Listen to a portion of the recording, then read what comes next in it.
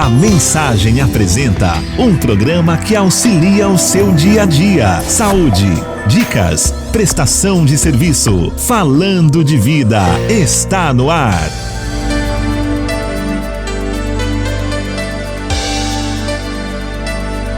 Falando de Vida. Apresentação Ana Lúcia Ferreira.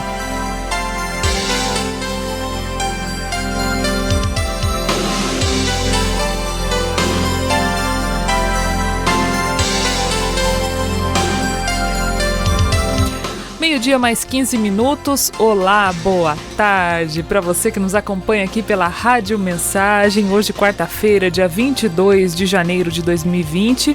E o programa Falando de Vida tem a apresentação de Ana Lúcia Ferreira, também a coordenação de jornalismo de Donizete Eugênio, a mesa de som é de Antônio Márcio Buim e a direção é do padre Luiz Fernando Soares. E a gente abre agora esse espaço aqui da Rádio Mensagem para falar daqueles assuntos que interferem diretamente no seu dia a dia. Falando de Vida e o tema do dia.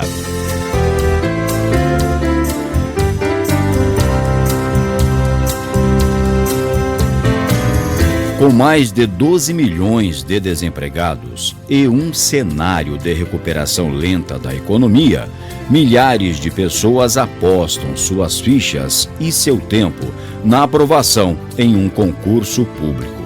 Conseguir um trabalho no setor público nunca foi fácil, mas a cada ano parece ser ainda mais difícil e se confirma como um projeto a médio e longo prazo, mesmo para cargos de salários mais baixos. A boa notícia, segundo especialistas em concursos públicos, o que parece um sonho distante ou quase impossível pode se realizar como foco na disciplina e metas razoáveis. Hoje, no programa Falando de Vida, vamos conversar com o professor de concursos, Fábio Vieira. Ligue e participe.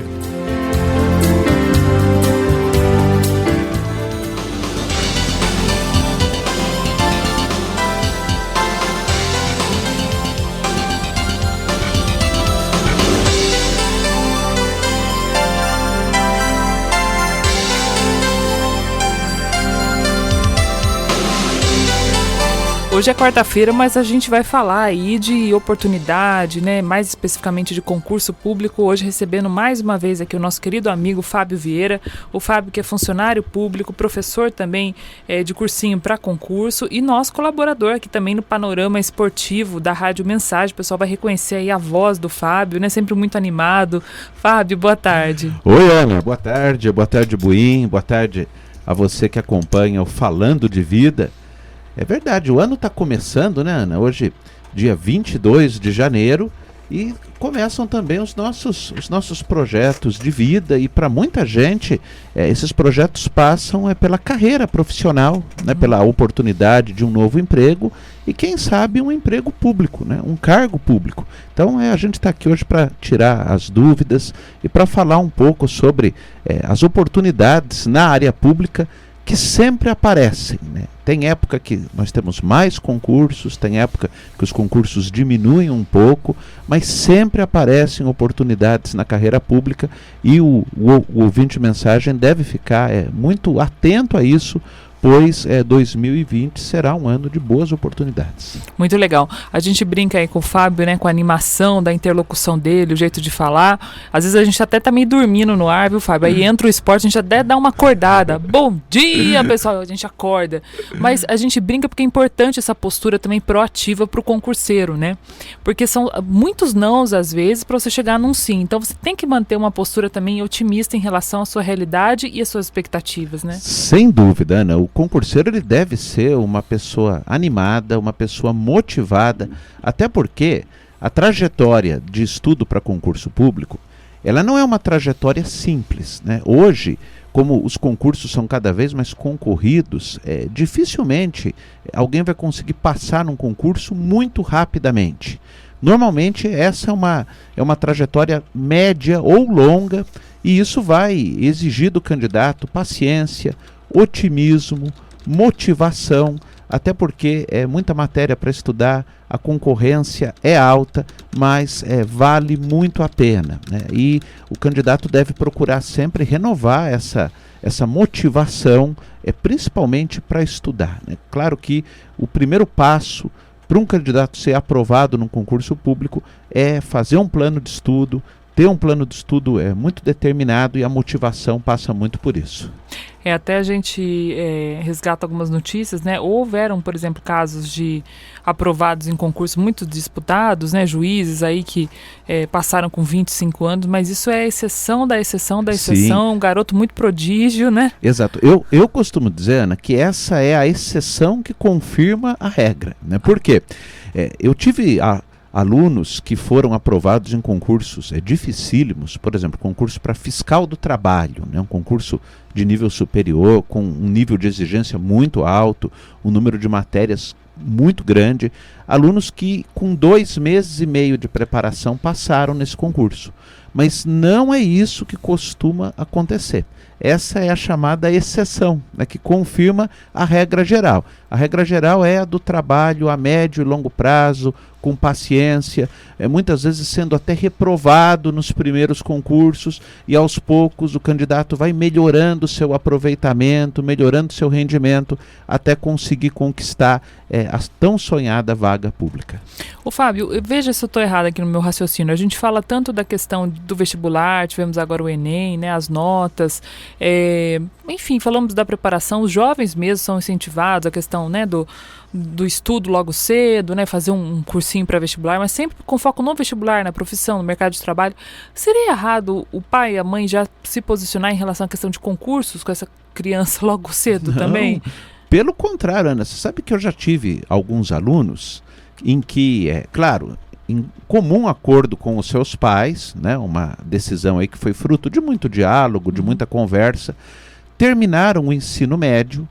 Ao invés de ir para a universidade, foram fazer um curso preparatório para concurso público, para buscar um cargo público e depois, já titular de um cargo público, fazer uma faculdade. Uhum. Essa é uma decisão muito interessante. Claro que isso tem que ser muito conversado, né? Isso não pode ser imposto pelos pais, isso é algo que tem que ser muito bem pensado, muito bem conversado. Mas na atual situação que a gente está, é um caminho, né? É um caminho, Ana, e é uma decisão inteligente, porque nós temos muitos concursos que são concursos que exigem o nível médio de escolaridade e concursos que já possibilitam uma boa remuneração.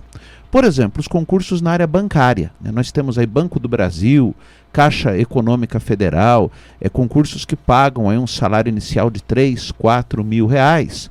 E claro que com esse rendimento, você fica muito mais tranquilo para cursar uma universidade, né? Você vai ter uma tranquilidade maior, um suporte financeiro maior para fazer a faculdade. Então, essa acaba sendo uma decisão muito inteligente. Até porque a gente sabe, Ana, e você diariamente aí você se depara com situações desse tipo, a gente vê pessoas que muitas vezes terminam a faculdade e não conseguem uma colocação no mercado de trabalho. Porque não é fácil, né? O mercado é concorrido, o mercado normalmente exige experiência. E boas faculdades. E boas faculdades, sim. Eu vejo, por exemplo, na minha área, que é a área jurídica, pessoas que se formam em universidades de renome, né? Em universidades aí com excelentes cursos de direito e não conseguem colocação no mercado de trabalho. Por quê?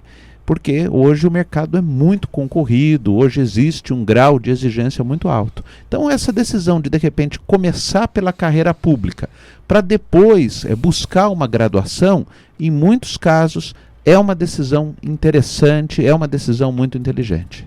Ô Fábio, você falou várias vezes na sua fala, você usa a palavra cargo, né? Lotado num cargo, etc.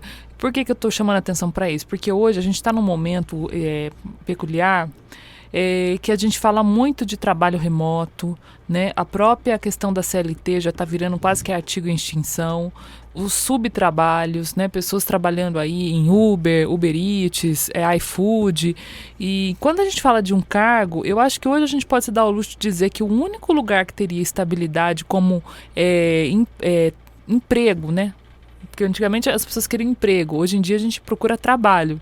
Mas quando a gente fala ainda de cargo público, a gente está falando de emprego, de cargo, porque você tem ainda uma estabilidade. Por mais que mudem aí os critérios, é muito mais baseado em meritocracia, etc., ainda é um cargo. Sem dúvida, Ana. Foi muito bom você tocar nesse assunto, porque essa é uma realidade que hoje nós vivemos, né? Uma precarização das relações de trabalho, né? As relações de trabalho cada vez mais instáveis, cada vez mais precárias, a CLT sendo modificada com uma redução de direitos trabalhistas, né? Hoje o trabalhador já não tem mais, vem perdendo aí muitos dos direitos que foram conquistados ao longo do tempo. E como você colocou muito bem, o cargo público ele proporciona uma segurança muito grande, tanto com relação à estabilidade, que é, sem dúvida, o maior atrativo da carreira pública, né? Hoje é muito confortável para o servidor público dizer, olha, eu tenho estabilidade, né? A gente vive numa economia tão instável, né? Todo mundo preocupado aí com a possibilidade de perder o seu emprego. Claro que a estabilidade é um grande benefício, mas não só a estabilidade, né? Boa parte dos cargos públicos vão, por exemplo, pagar um bom vale-refeição, né? Um auxílio para plano de saúde, um auxílio creche, né, para quem tem filhos pequenos, normalmente até 6 anos de idade, um auxílio farmácia para quem está em determinadas situações. E eu estou colocando aqui os direitos mais comuns, né? Claro que dependendo do cargo, podem existir até mesmo outros benefícios. Então, de fato, hoje, o cargo público ele permite essa tranquilidade, essa estabilidade, né? Coisa que muitas relações de trabalho hoje já não permitem mais. O Fábio, me tira uma dúvida aqui. Outro dia até estava se colocando numa reportagem que não me recordo exatamente onde, colocando essa questão da diferença, da discrepância de cargos no setor público e no setor privado. Inclusive o governo federal tem essa intenção, pelo menos nos cargos federais, de diminuir essa discrepância entre os salários, que é absurda, né? Quem trabalha hoje num cargo federal, principalmente numa profissão, e os trabalhadores da mesma atribuição do setor privado tem uma diferença de salário absurda. Alguma coisa plausível que justifique essa questão da discrepância dos salários? O funcionário vai ter mais responsabilidade, vai trabalhar com dados sigilosos, ou alguma coisa que justifique, seja justificável isso? Ou não, é só o governo que quer gastar mais dinheiro mesmo? Não, esse é um tema que está muito em evidência hoje, né? O governo tem colocado muito essa questão. E, de fato, em muitos casos existe mesmo um verdadeiro abismo, né? Uma diferença Dá um exemplo muito pra grande. Gente, por exemplo. Eu vou dar um exemplo até de uma informação que eu estou trazendo hoje aqui de um concurso que está aberto, Ana. Olha só. Tribunal de Contas do município de São Paulo capital. Auxiliar, nível médio, salário inicial, R$10.317. Calma, deixa eu respirar. Você está falando para mim que o Tribunal de Contas, num concurso, gente, é o primeiro cargo que ele falou ali, não pegou o cargo maior não, ele tá começando a falar. Um auxiliar, nível médio, significa dizer que é uma pessoa que, para pleitear esse cargo, ela tem que ter apenas um ensino médio completo para ganhar... O segundo grau, grau para ganhar R$10.000. R$10.317. Isso é equivalente ao auxiliar administrativo que ganharia num comércio, no setor privado, R$1.500. Exatamente, Ana. Quase 10 vezes mais. Sim, onde que você vai encontrar na iniciativa privada um cargo com esse nível de escolaridade que pague um salário nesse valor? Então, isso é algo absolutamente injustificável, certo? A gente tem aí um exemplo... O governo não dá nenhuma justificativa. E o que é interessante, Ana, é que é um cargo no Tribunal de Contas, né? Que é o órgão responsável pelo controle das contas olha para você ver como é que é. Né? Mas, absurdo. Por outro lado, existem situações em que há uma justificativa para isso, né? Eu dei um exemplo aqui de uma situação... injustificável. Fábio, não? só um parênteses. Nesse exemplo que a gente deu agora, essa pessoa, ela teria contato com papelada. Exatamente, o serviço burocrático. Ela não teria dados assim sigilosos, acesso a nada disso. Absolutamente, um serviço rotineiro. Administrativas. Né? Por outro lado, nós temos cargos em que nós vamos ter uma remuneração mais elevada em razão do grau de responsabilidade que pesa sobre o servidor. Por exemplo, um técnico da Receita Federal. O técnico da Receita Federal ele tem acesso a inúmeros dados sigilosos, a questão do sigilo bancário, do sigilo fiscal, da movimentação financeira das pessoas. A responsabilidade é muito grande, né? Isso certamente justifica uma remuneração um pouco mais elevada. Então, existem casos em que não há justificativa e existem casos em que, em razão da complexidade, da responsabilidade, há uma justificativa para uma diferença. Não uma diferença tão exorbitante, né? Não uma diferença tão exagerada.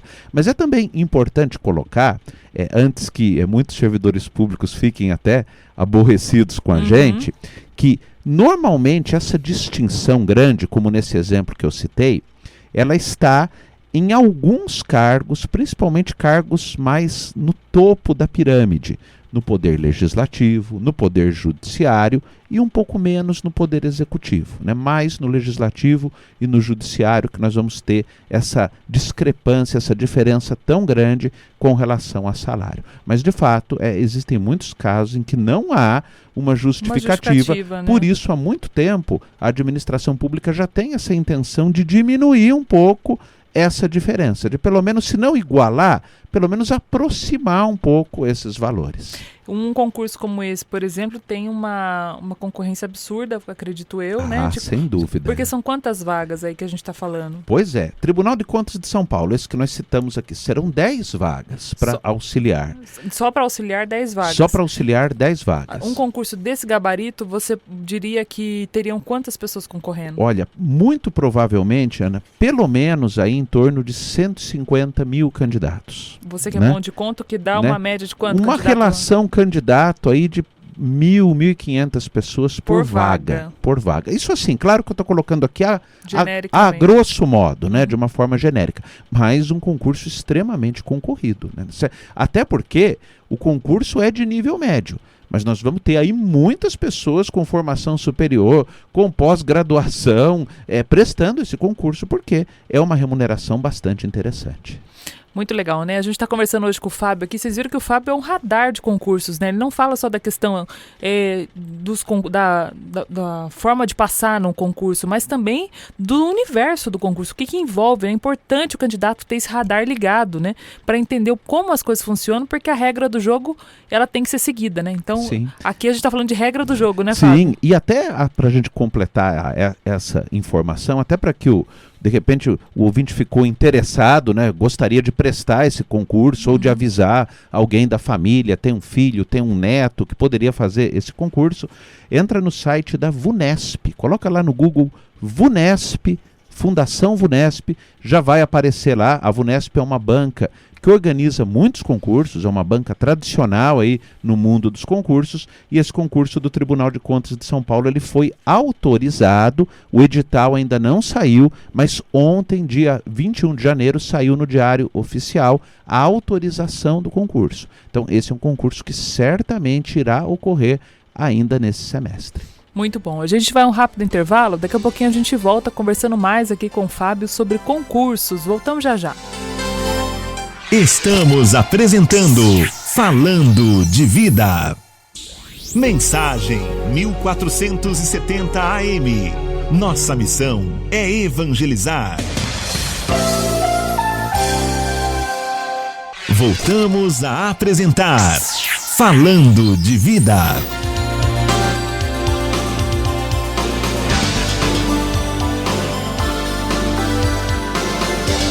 Meio-dia mais 37 minutos, de volta com o programa Falando de Vida, hoje conversando com o Fábio Vieira, o Fábio que é funcionário público, professor também de concursos e também candidato a diácono, se Deus quiser vai ser diácono um dia, né, Fábio? Pois é, Ana, a gente está caminhando, né, é um longo caminho, né? Quanto que falta do caminho ainda? Em torno de 2 anos e meio, mais ou menos, 2 anos, né? 2 anos e meio, né?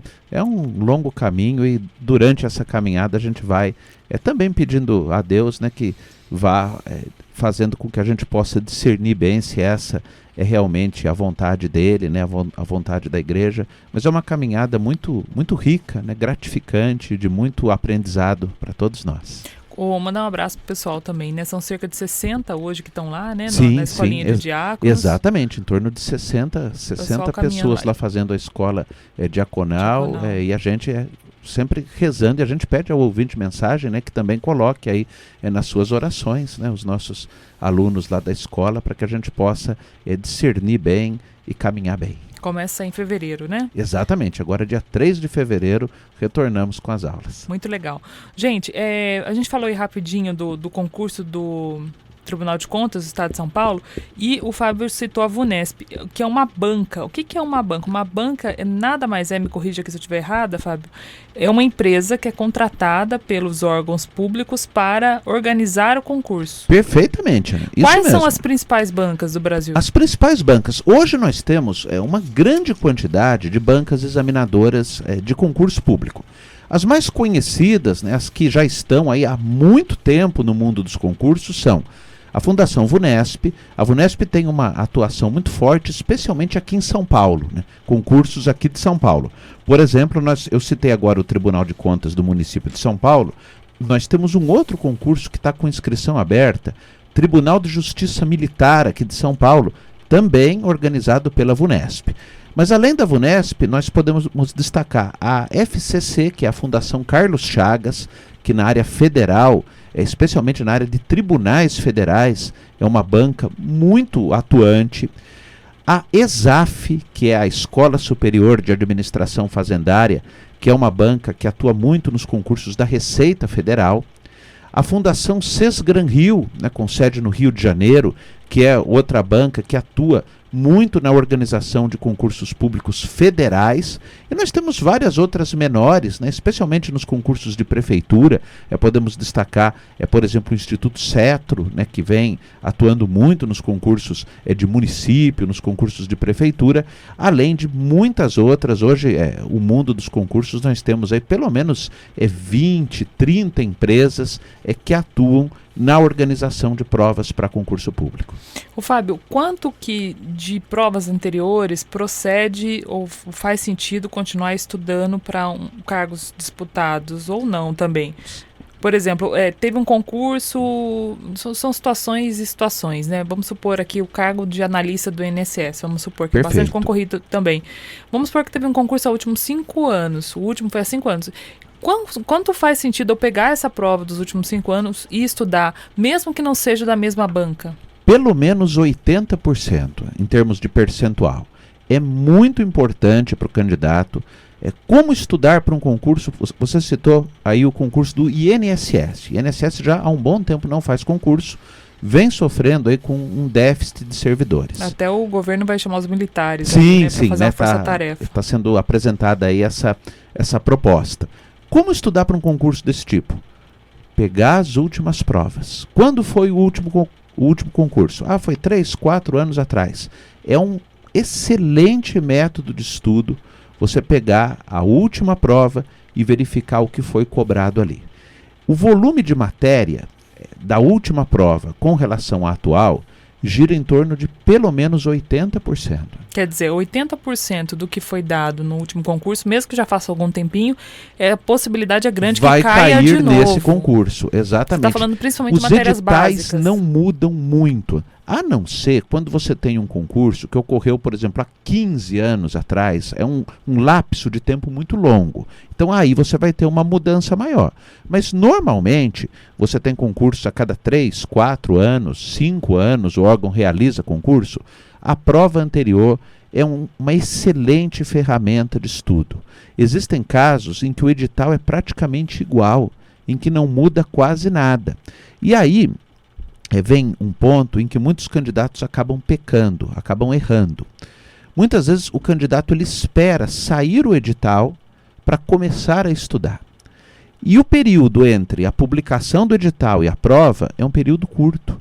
É um período que normalmente gira em torno de 3 meses, 90 dias. O que num concurso com volume grande de matéria é muito pouco tempo. Então, o que a pessoa deve fazer? Eu pretendo prestar o concurso da Polícia Rodoviária Federal, por exemplo. É um concurso que há muito tempo não acontece. A Polícia Rodoviária Federal tem aí uma grande necessidade hoje de servidores. O que eu vou fazer? Vou pegar a última prova, o último edital, e isso você consegue facilmente na internet. Vou imprimir o último edital, a última prova, vou verificar o que caiu, o que foi cobrado. certamente pelo menos 80% dos pontos, dos tópicos que foram cobrados no último concurso, também serão cobrados nesse. O que muda é muito pouco. Claro, existem matérias específicas em que você não vai poder aproveitar o que caiu no último concurso. Por exemplo, atualidades políticas e sociais. Essa é uma matéria de notícia de jornal. É uma matéria em que você tem que estar por dentro do que está acontecendo no dia a dia. E aí, é claro, o que caiu no último concurso você não vai aproveitar. Mas na maioria das disciplinas, português, matemática, legislação, contabilidade, informática, você pode se basear no último edital. As mudanças são poucas e, normalmente, os candidatos que são aprovados em concurso com volume grande de matéria são candidatos que se anteciparam ao edital. Antes da publicação do edital, já foram lá na última prova, no último edital e começaram a estudar, anteciparam o seu estudo. Essa é uma ferramenta muito importante para que o candidato tenha sucesso. Esse é o raciocínio, né? Olha que dica de ouro, né, que o Fábio está dando aqui para a gente também. Ô Fábio, me diga uma coisa, tem limite para prestar concurso no Brasil, limite de idade? Na grande maioria dos concursos não há limite de idade. Nós temos limite de idade normalmente em concurso, por exemplo, para juiz, e em concursos em que há exigência de prova física, né? Por exemplo, concursos na carreira policial são concursos em que normalmente há limitação de idade, até porque são concursos em que a segunda fase é constituída por uma prova física, por uma prova de avaliação física. Então, aí nós temos limitação de idade. Mas na grande maioria dos concursos, especialmente para a área administrativa, área fiscal, área financeira, não há limitação de idade. Por sinal, Ana, nos últimos anos, eu tenho percebido, vem aumentando muito o número de pessoas que passam em concurso, por exemplo, com idade acima de 50 anos. Né? A gente sabe que hoje, no mercado de trabalho, aquela pessoa que muitas vezes ela está desempregada com 40 anos, com 45, 50 anos, é mais difícil conseguir uma recolocação. A gente sabe disso. E muitos acabam optando por estudar para concurso público. Eu tive muitos alunos com idade de 50, 55 anos e que foram aprovados. E que hoje são servidores públicos, o que eu vejo como algo muito positivo na carreira pública, né? O concurso público ele não discrimina o candidato por idade, ao contrário do que às vezes acontece no mercado de trabalho na esfera privada. Muito legal. Falando da questão da segunda fase, Fábio, me diga uma coisa. Por exemplo, fica muito claro para a gente que uma pessoa que vai fazer o concurso da Polícia Rodoviária Federal, em algum momento ela vai ter ali que fazer uma flexão, vai ter que fazer e é a segunda fase, acredito eu, né? Para a Polícia Militar a mesma coisa. Eu acho que até para a Polícia Civil, se bobear, deve ter alguma coisa assim. Alguns cargos sim, sem dúvida. Isso. Alguns cargos sim. Mas quando a gente fala de segunda fase, outros cargos que é o que a maioria das pessoas pleiteiam, o que a gente entende por segunda fase? Tem, por exemplo, um momento como uma entrevista com a pessoa que vai... Em alguns casos, sim. Você sabe, Ana, que o candidato deve sempre ficar muito atento ao edital. O edital já vai indicar isso. Nós temos muitos concursos constituídos por uma única fase. Por exemplo, a maioria. Concursos para a área administrativa em prefeituras, por exemplo. Prefeitura de Jacareí, de São José. Normalmente esse concurso tem uma única etapa, uma prova objetiva, constituída por testes, em que o candidato vai ter que ter lá um bom aproveitamento, um determinado índice de acerto. Mas nós temos também vários concursos que possuem uma segunda fase. Essa segunda fase ela é uma fase mais prática, que varia muito de acordo com as características do cargo. Por exemplo, nós citamos aqui a área policial, uma prova física que vai ser constituída por corrida, por barra, por flexão, em alguns casos até por natação, dependendo do cargo, dependendo do que o edital prevê. Nós temos concurso que temos prova prática de direção, concursos em que há exigência da Carteira Nacional de Habilitação, por exemplo, concursos para motorista, alguns concursos para fiscal. Nós temos uma prova prática de direção veicular, em que isso vai ser constatado. Temos concursos em que há uma prova prática de digitação. Por exemplo, concurso para escrevente do fórum, né? Um cargo aí que é tradicionalmente muito disputado. Nós temos a primeira fase, constituída pela prova escrita de testes, e uma segunda fase com a prova de digitação.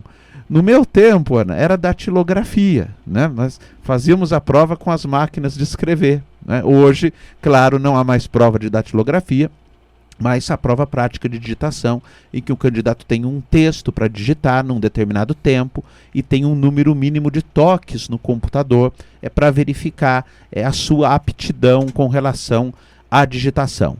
Existem concursos em que nós temos a entrevista, como você colocou, em que nós temos uma avaliação da vida pregressa, por exemplo, concurso para delegado de polícia, concurso para juiz de direito. Nós temos uma avaliação do histórico, inclusive pessoal, né, da vida pessoal. Só um parênteses, eu já imaginei que você ia chegar nesse ponto. Assim, quando você fala avaliação da vida pessoal, você está falando desde... É muito fácil avaliar aí um jovem, por exemplo, né? Até porque os jovens hoje expõem tudo na internet. Mas desde ficha criminal, sem dúvida, avaliação do histórico escolar... Sem dúvida, né? Porque são cargos estratégicos, né? Em que há uma importância muito grande. Por exemplo, um delegado de polícia, um juiz de direito, um promotor de justiça, né? São cargos em que o grau de responsabilidade é muito alto, a exigência é muito alto. Então é analisado todo esse histórico, né, de conduta, antecedentes criminais, né? Tudo isso vai ser verificado. Então isso vai variar muito de acordo com o tipo de cargo, né? Mas, como nós dissemos, boa parte dos concursos é composta por uma única fase, né? Que é uma fase normalmente de prova objetiva, além de uma outra coisa que vem crescendo muito nos concursos, que é a redação. Hoje muitos concursos também estabelecem uma prova de redação. Por que, Fábio? A redação é uma forma de se verificar, além da facilidade do candidato em escrever, também a questão do poder de argumentação, do poder de síntese. A questão é do candidato estar atualizado com um tema. Normalmente o tema da redação é um tema relacionado a algo que está sendo vivido hoje pela sociedade. Então, hoje eu venho percebendo, vem crescendo muito os concursos que exigem redação, o que aumenta ainda mais a importância do conhecimento da língua portuguesa por parte dos candidatos. Muito legal, né? Me diga uma coisa, para a gente falar aí de concursos que estão sendo abertos aí em meados de 2020, só queria fazer uma pausa aqui, gente. A gente está com um probleminha no WhatsApp, tá? Tem muita gente aí mandando WhatsApp pra gente, mas infelizmente a gente não está conseguindo aqui a reconexão. A questão dos concursos, Fábio, é o seguinte: como que a gente pode imaginar esse ano de 2020, né? Se por um lado a gente vê o governo falando toda hora aí de apertar o cerco, né? O cinto, né? Que tá difícil, papapá. Mas a gente tem servidores se aposentando. O Brasil, um país do tamanho continental, né? Com muitos órgãos públicos, e os concursos vão ter que ser abertos, né? Não tem outra regra. Sem dúvida. Como é que você enxerga o ano de 2020? No final do ano passado, em dezembro do ano passado, nós estivemos aqui no Falando de Vida, fazendo uma projeção, né, dos concursos para esse ano. E nós dizíamos exatamente isso. O governo federal já colocou, né, que o Brasil vive hoje uma situação financeira difícil, né, uma situação complicada. O próprio ministro da Economia vem falando muito aí da necessidade da contenção de gastos, da redução de despesas. Claro que nós temos uma tendência, isso já começou no ano passado, de uma redução do número de vagas em concurso público. Isso deve acontecer nesse ano, isso deve acontecer inclusive nos próximos anos. Agora, uma redução de vagas não significa uma eliminação dos concursos públicos. Muito pelo contrário. Como você colocou, Ana, nós temos muitos órgãos em que há uma necessidade grande de pessoal. Hoje, vários levantamentos que foram feitos pelo próprio Ministério do Planejamento colocam que há um percentual grande de servidores já aptos a se aposentar, com idade para pedir a aposentadoria. Muitos até já pediram a aposentadoria. Isso vai causar o quê? Uma redução de vagas em cargos públicos. E chega num determinado momento em que você não tem mais como remediar, em que é necessário uma contratação. Então, claro, nós vamos ter, essa tendência já começou no ano passado, no ano de 2019, uma redução de vagas em concurso público. Eu não acredito numa grande quantidade de concursos nesse ano, mas os concursos vão existir. Eles vão aparecer, como estão aparecendo, né? Nós citamos aqui já 2 concursos que estão aí em aberto, né? Tribunal de Justiça Militar de São Paulo, Tribunal de Contas do município de São Paulo deve sair nos próximos dias. Nós temos várias prefeituras com concursos em aberto. Por quê? O Brasil é um país muito grande e a necessidade, a máquina pública, ela é muito complexa, né? Nós temos muitos cargos, há uma necessidade muito grande. Então, por mais que exista um plano de redução de despesas, sempre os concursos vão existir. Talvez o número de vagas diminua um pouco. Eu creio que a gente vai ter uma redução no número de vagas, mas as oportunidades estão aí. Os concursos eles sempre irão existir. Acho que ao longo desse ano teremos ainda alguns editais, especialmente no primeiro semestre. Qual que você arriscaria dizer assim que ainda não foi lançado, não foi nem aprovado, mas você arriscaria chamar a atenção das pessoas? Olha, fiquem atentos a tal órgão, a tal órgão. Olha, eu chamaria a atenção, em primeiro lugar, para a Polícia Rodoviária Federal, que é um órgão que há muito tempo não realiza concurso. Chamaria a atenção para a Receita Federal, que é um órgão estratégico para o governo, um órgão de arrecadação. Então, trata-se de um órgão público que não pode ficar com muita defasagem de pessoal, senão nós vamos ter um prejuízo financeiro para o próprio governo federal, além dos concursos em âmbito municipal, né? O concurso da Polícia Civil do Estado de São Paulo, nós não podemos nos esquecer. No final do ano passado, o governador João Dória já autorizou esse concurso com vagas para investigador, para escrivão de polícia, para agente de polícia civil. Esse é um concurso em que o edital deve ser publicado ao longo desse ano. Polícia Civil de São Paulo com vagas para nível médio e nível superior, além dos concursos de prefeitura que sempre aparecem. Para você ter uma ideia, Ana, nesse momento, hoje, nós temos aqui na nossa região, pelo menos 3 prefeituras com concursos grandes em andamento. Grandes, você diz, de várias vagas. Várias vagas, vários cargos. Por exemplo, Aparecida, nós temos vagas nível fundamental, nível médio, nível superior. Campos do Jordão, a mesma coisa, nível fundamental, médio e superior. Ambos os concursos, tanto Campos do Jordão como Aparecida, com inscrição até o dia 6 de fevereiro. Né? Então, aquele que está interessado, vai lá na internet, coloca lá Prefeitura de Campos do Jordão, procura saber, tem concurso grande lá com vagas desde cargos de nível fundamental, por exemplo, cozinheiro, motorista, até cargos de advogado, de engenheiro, mesma coisa em Aparecida. E Guarulhos também, Guarulhos já é algo mais específico na área da educação, está com edital, com vagas em aberto para professor e para bibliotecário. Então, os concursos eles estão aí. Tem época que eles diminuem um pouco, tem época que a gente tem uma quantidade maior, mas eles sempre vão existir em razão da necessidade e da grandeza, né, do tamanho da máquina da administração pública. Muito legal. Qual que é o principal site que você diria assim que hoje tem todos os concursos? Acho que tem o PCI, não sei. PCI Concursos. Ele é o melhor, assim, do ponto de vista de ser um radar? Assim. Certamente é um dos melhores, é um dos mais completos, né? É um dos mais ricos em informação. E a informação ali é confiável sem também, dúvida. Né? Isso é outra coisa com a qual o candidato deve ter um certo cuidado, né? Você sabe que nós estamos aí hoje na era das chamadas fake news, né? E isso também vem afetando o mundo dos concursos públicos, né? De vez em quando pode aparecer lá na sua linha do tempo no Facebook a informação de vagas de concurso público.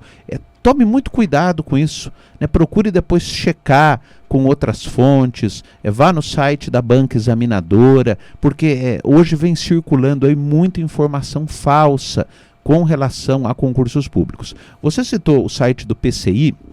Esse site ele é muito interessante porque, além dos editais, ele tem também provas de concurso público. Então, às vezes, o candidato quer lá a prova do último concurso da Fundação Casa, por exemplo. Ele vai colocar lá o sistema de busca é muito rápido, ele vai em alguns segundos ter ali as últimas provas de qualquer concurso público. Eu destaco também um outro órgão que tem muita credibilidade, Ana, que é o Jornal dos Concursos. O Jornal dos Concursos está aí há mais de 50 anos no mercado, né? Ele ainda existe na versão impressa, mas ele também tem a sua versão online. É também um site Dá muito... para assinar o Jornal dos Concursos? Sim, você pode assinar ou você pode até gratuitamente acessar o site e você vai ter ali na página eletrônica do Jornal dos Concursos muita informação confiável a respeito de concurso público. Muito legal. Fábio, para fechar, qual que é a dica que você dá para quem está começando agora ou está considerando essa possibilidade depois de ouvir aí a nossa fala, né? Alguém que ficou animado, a gente tem aí instituições que dão aulas para concursos em São José dos Campos, não sei se em Jacareí tem, mas tem gente que está numa situação difícil, não vai conseguir pagar aí um cursinho. Por onde começar? Bom, duas coisas. Eu deixo aqui 3 dicas muito rápidas para o candidato. Primeiro, organização. Organize um plano de estudo. Né? Estudar para concurso público exige organização. Então, procure, vá lá na internet, pegue o último edital, veja o que caiu no último concurso, procure organizar o seu material de estudo. Né? Faça um quadro horário, né? Veja quanto tempo você tem para estudar por dia. 2 horas? 3 horas? Você está desempregado, tem mais tempo? Faça um quadro horário para você estudar 2 disciplinas por dia. Então, segunda-feira eu vou estudar matemática e contabilidade. Terça-feira eu vou estudar direito constitucional e língua portuguesa. E seja disciplinado. Isso pode parecer fácil, Ana, mas no dia a dia, com tantas distrações que nós temos, né? Exatamente, isso não é tão fácil, mas é possível. Então, seja organizado, seja disciplinado, não espere o edital sair, né? Se antecipe ao edital e comece o mais rápido possível. Né? Se você quer passar num concurso público, já faça, né? Hoje é quarta-feira, né, Ana? Nada de deixar para segunda-feira, né? Já comece o seu plano de estudo amanhã ou na sexta-feira para você começar uma rotina de estudo. Veja o que você tem de material. Eu não tenho material. Hoje você consegue gratuitamente muito conteúdo bom para você estudar sem custo, né? E aí você começa um plano de estudo. Além do plano de estudo, deixo aqui como segunda dica a perseverança. Não desista do seu sonho com facilidade. Por quê? Concurso público hoje é projeto a médio e longo prazo. Não é porque você foi reprovado no primeiro concurso que você prestou que a área pública não serve para você. Muito pelo contrário, tenha perseverança. Ana, eu fui reprovado nos 3 primeiros concursos que prestei. Né? Depois fui aprovado em muitos, mas também fui reprovado várias vezes. Seja perseverante, não desista ante aí a primeira dificuldade que você enfrentar. E finalmente a última dica, tenha fé. Tenha fé em Deus. Deus bem sabe as nossas necessidades. Às vezes nós não sabemos o que é melhor para nós, né, Ana? Mas Deus sabe, né? Ele certamente tem um plano de amor, um plano de êxito, de felicidade para você, seja ou não na área pública. Muito legal, né? Muito bacana mesmo. Fábio, obrigado. Você é parceiro aqui da nossa Rádio Mensagem. Eu agradeço, sobretudo, a sua generosidade com os nossos ouvintes, né? Eu acho que mais do que a mensagem do concurso, fica essa mensagem da gente buscar. Sem dúvida. Da gente buscar, não importa se é na carreira pública, porque salta aos olhos realmente esses salários todos, né? Ainda mais nesse momento que o Brasil está aí de angústia, de desemprego. Mas eu acho que a fala do Fábio, ela gera esperança dentro da gente, no sentido da gente não desistir e procurar sempre melhorar e sempre fazer o que está ao nosso alcance com o que a gente tem. Isso é o mais importante. Então, muito obrigada realmente, viu? Eu é que agradeço, Ana, sempre uma grande alegria poder participar aqui com vocês, poder falar com o nosso querido ouvinte do Falando de Vida. Deixo a vocês um grande abraço e que Deus abençoe a todos. Muito legal. E você fica agora com o Marcos Floriano e o Comunicação Total e na sequência Silvio de Castro e o Arquivo Musical. Uma excelente tarde de quarta-feira e nós nos vemos na programação da Rádio Mensagem, a rádio da Diocese. Você acompanhou na Mensagem o programa Falando de Vida.